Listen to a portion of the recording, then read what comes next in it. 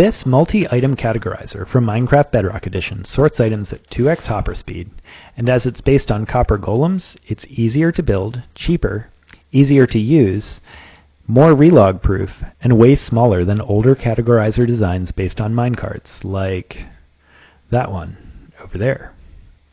This design is broken up into sectors of 3 rows, with each sector having 9 golems, working on the 3 chests on either side. This index layout is inspired by a design from a catawolf, but I've evolved the redstone to make it immune to a couple different overflow conditions, and eliminating those conditions lets us achieve double hopper speed sorting across the entire contraption, which is essentially the maximum rate that a line of copper golems can process items. In terms of the hall itself, there are copper bulbs along the floor, which indicate that this slice currently is receiving items. You can also see that those items are poppies, as you saw them flowing through the shelf here. Additionally, up top, we are using the Minecraft Bedrock Edition feature of observers watching chests for changes in inventory to power these redstone lamps that indicate that there are items flowing through that section of the system. And at the end, there is an overflow chest that receives any items that haven't been assigned a category. A 5-wide hall like this gives the player just enough room to move around. I find it much preferable to a large square storage room where there's many steps between different chests that you would want.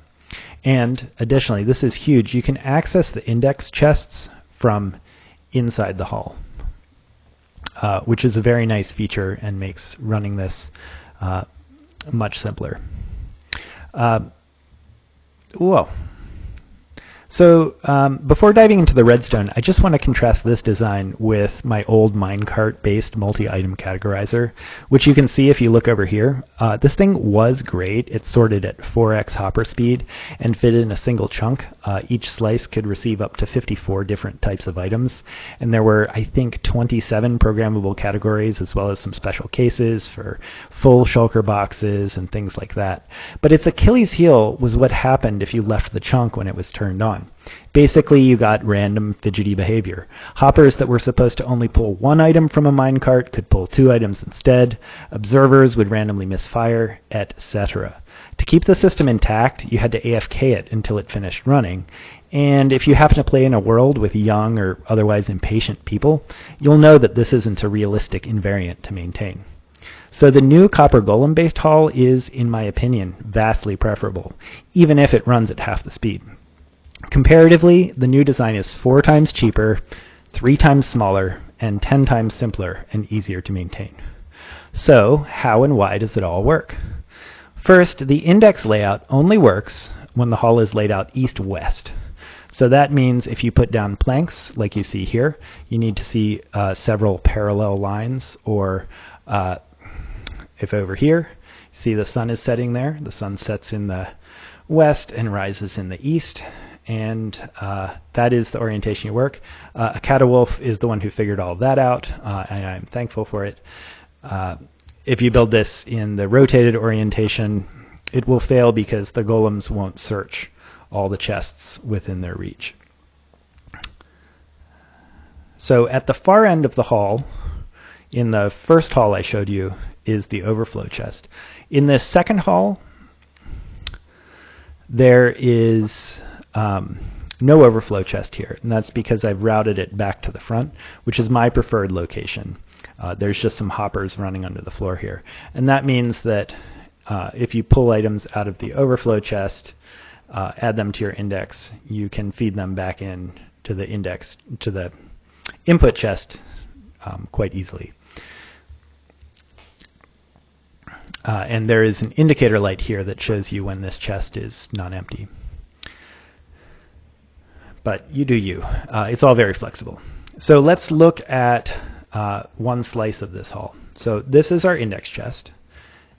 There's a line of hoppers feeding down to these 4 stacks of just ordinary chests with hoppers going through them. There's also this trapdoor here. So there is a signal strength 2 item filter based on the contents of the chest going through this comparator, powering this dust line, and locking and unlocking this hopper when we hit signal strength 2. At that same moment, we will toggle the state of this trap door, which sends a chain of block update events down this wall through some observers under the floor and toggling the state of this bulb here, which is how we get those nicely integrated indicator lights on each slice. I really like how a machine like this can be flashing and blinking and showing you that it's doing work when it's doing work. It makes it more satisfying to use and just a little more intuitive as to what's going on. I also really like that we can use the outside of the building to produce a very compact build where even the outer walls are part of the redstone circuit. I'm kind of proud of that.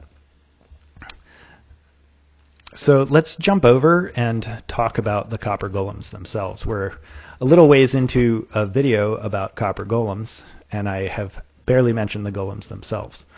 So what we have here is the central spine of our item sorter running down the very middle of the hall like this, and I've pulled it out and I've deleted the index chests on one side so you can see kind of what the copper golems are doing.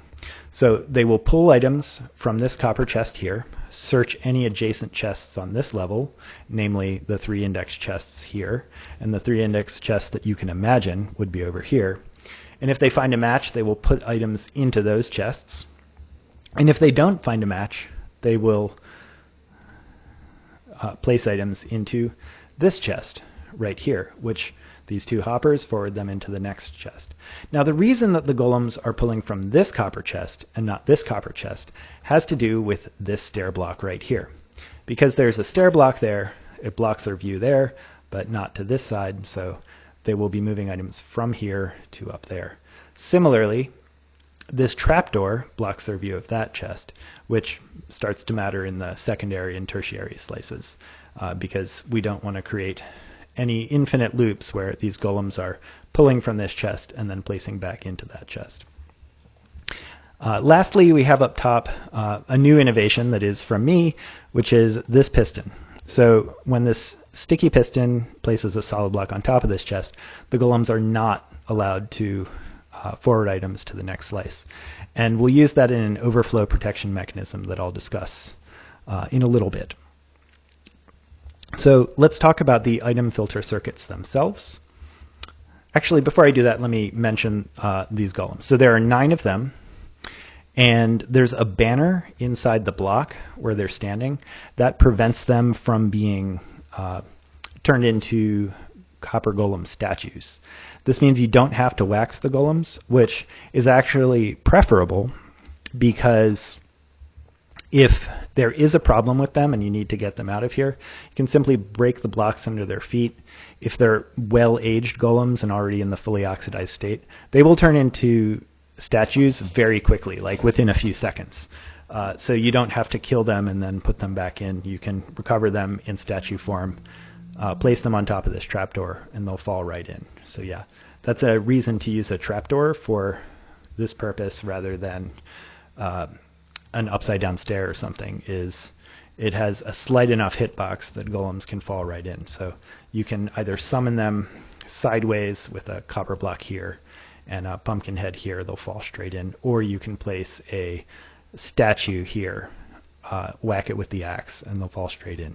It's very important that they stay at the exact middle of this block. If they're ever nudged by a player or another mob or another copper golem walking over and jumping in, they will no longer be able to see and address all the chests that they need to. So again, having the banner there makes it a little bit easier to tell that they're perfectly centered. You can also just kind of look at their feet on the stair block. But if you wind up with a slice of the sorter where it just stops working, you should check your position of the golems and remove and replace them. So now let's talk about the actual redstone item filter circuit. So this is an AB tileable design. I first saw this circuit design in a video from Eggfur about 4 years ago. It's slightly simpler when you build it in this application, because since you don't have to worry about locking the chest that you're reading from compared to a traditional item filter where this would be a hopper, you don't have to worry about like a solid block here. But it's the same concept. So signal strength 2, AB tileable item filter. How does it work? This is our index chest. These are the items that we want to be sorted into this category. These are some filler items to make sure that this comparator is right on the edge between signal strength 1 and signal strength 2. If one more item were to be added to this, it'll be drained out because this comparator reads the contents of the chest, powering this dust, signal strength 1, signal strength 2, powering this block, depowering this torch, unlocking the hopper. And then in the other case, we have a different but equivalent circuit. This comparator reads this chest, powering this dust, signal strength 1, signal strength 2, toggles this torch and this dust and this repeater to unlock this hopper. So when you put these two together side by side, their dust lines do not interfere, and that completely eliminates the possibility of this chest being overfull with items and it causing the hopper of an adjacent slice to be drained. That is a very important property because that is what allows us to fill these chests at 2x hopper speed, the speed of this central copper golem line, but only drain them at 1x hopper speed through these hoppers. So this chest can take many stacks of items placed there by the golems, and it won't have any effect on adjacent slices. However, there is a problem in this case with what I just did, which is this stack of clay balls here should really just be a single item for the index.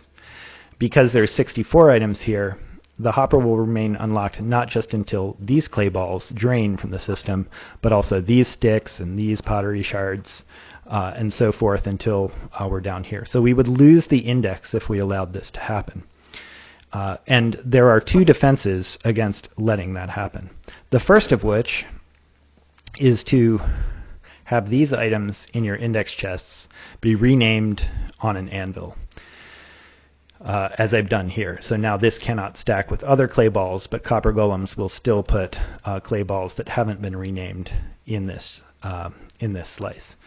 So that is one defense. But there is still the problem that if we fill this slice up with with clay balls and have the golems search it, they may look here and see that there's no space for the items they want to add. And they would forward some of them into this chest, which we don't want. So that's where the piston comes in.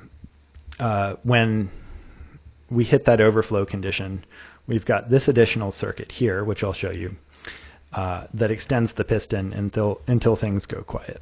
And this is also AB tileable, but it's 3 wide. It's kind of just an additional circuit that sits on top of the simple item filters as an extension. So I'll explain kind of the simple case first. So the simple case occurs when you have item filter slices where the middle one is one of these with the mangrove roots. And what we've got is a hopper, which when it has an item in it will activate the piston, and a dropper, which has the item. So the hopper becomes locked anytime that any of these 3 slices is at signal strength 2 or greater. And the dropper activates once one of them hits signal strength 3. So if we have, I think it's about 4 extra stacks over the normal state, we'll say that we're congested, and we will stop forwarding items until things fall quiet again. So you can see how it works just very quickly. This comparator copies the first comparator in the middle slice, signal strength 1, 2, 3, target block, activating the dropper. Same thing over here. This is just our item filter dust line.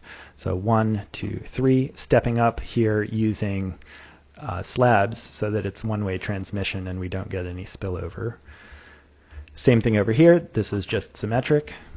And then that's activation for signal strength 2, and then for signal strength 3. And signal strength 2 to lock the hopper is 1, 2 there.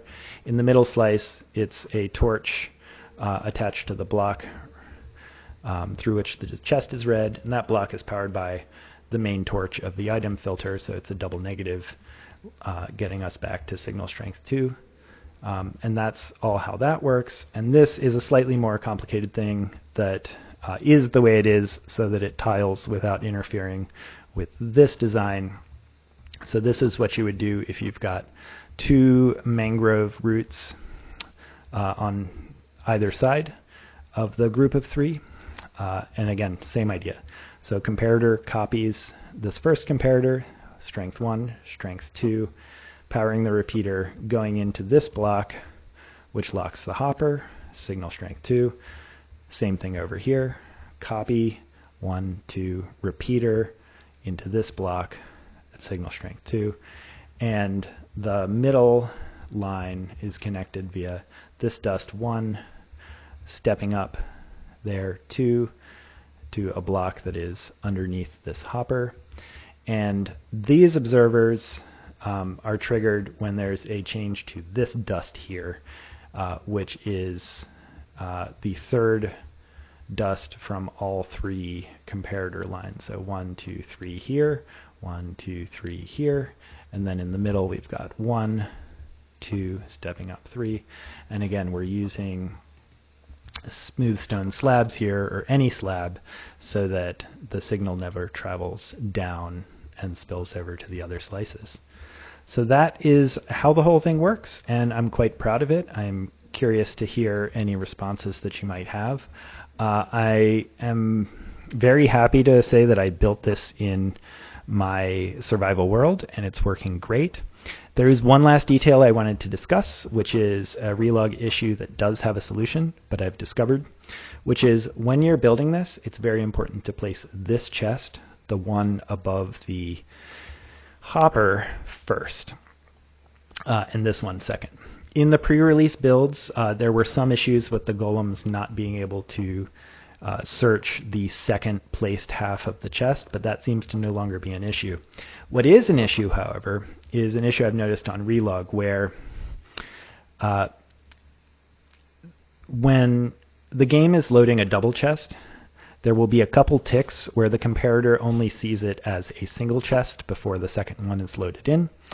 And if there's a lot of items in that half of the chest, you can cause spurious pulses through your item filter, either causing lost items, or what I was seeing a lot of was 1 pulse flicks of these trapdoors and the state of these bulbs desyncing from the redstone above it. So to fix that, the thing to do is to place the chest above the hopper first, and make sure that the bulk of your index is in the bottom half of the chest when you lay out. So if you have unstackables, put them in the bottom half. If this index spills over like this one, keep your additional bulk down here. So I would also like to share that for any kind of multi-item categorizer, bundles are amazing for being able to pick up items, maybe to bring them to the experience farm so that you can rename them with an anvil, and then getting them back in place. Bundles are a great addition to the game. The other thing they're useful for that we can just see is helping you detect if you have duplicate items in any slots here. So this revealed that I had chiseled nether bricks in here twice, which is kind of fun. So let's fix that up. So yeah, that's everything I've got to show you. Please do let me know your thoughts. Thank you and goodbye.